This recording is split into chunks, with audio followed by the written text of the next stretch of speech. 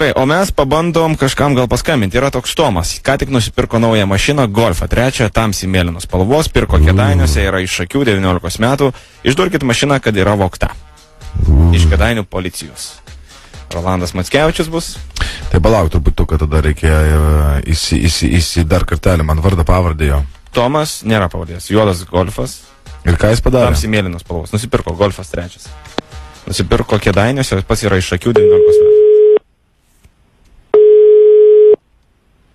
Voktas, ne? Na, pabandom, žinai, čia mažai. Klausau. Labas vakaras. Labas. Ar kalbu aš su Tomu? Taip. Jums trukdo Kėdainių apskrities vyriausio Elizijos komisariato inspektorius. Taip. Dabar klausimas toksai, ar jūs įsigijote juodos spalvos automobilį Golf, Volkswagen Golf? Taip.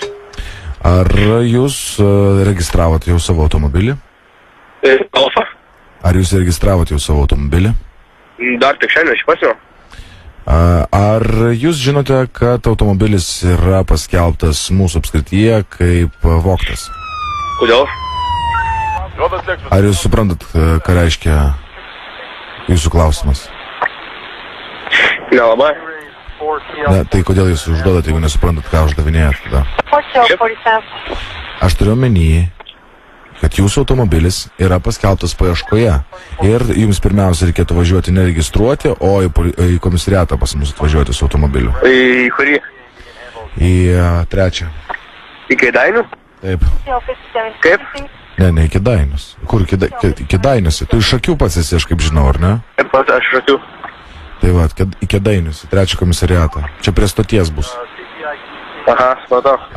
8:30, 204 kabinetas bus antram aukšte. Budėtojas sarės lauks, tu pasakysi, kad pas Pavilauską. Prisiminsi pavardę? Šiandien, ta prasme?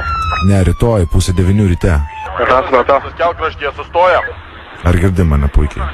Taip, girdžiu. Kelintas kabinetas? Gerai. Kelintas kabinetas, aš tavęs klausiu? 105 turbūt. 204. 204. Pavardė mano kokia? Nelabai girdžiu šios. Kokia pavardė mano? Jūs, nežinau, kad neišgirdau. Dabar tada taip. Pasimk tušinuką, nes aš žiūriu su debilo šešniku. Pasimk tušinuką. Rašykit. 204 kabinetas. Trečias komisariatas. Prie stoties. Aha. Verkių 42. Pavilauskas. Inspektorius. Budėtojui pasakysi, tave palydės. Aha. Ar tau aišku dabar? Aišku. Kiek tau metų? Tau 19 metų? 19.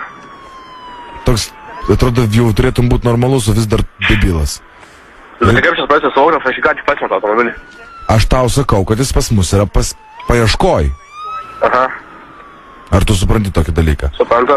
Lygiai 8:30 irgi ateis žmogus, kuris yra parašęs pareiškimą.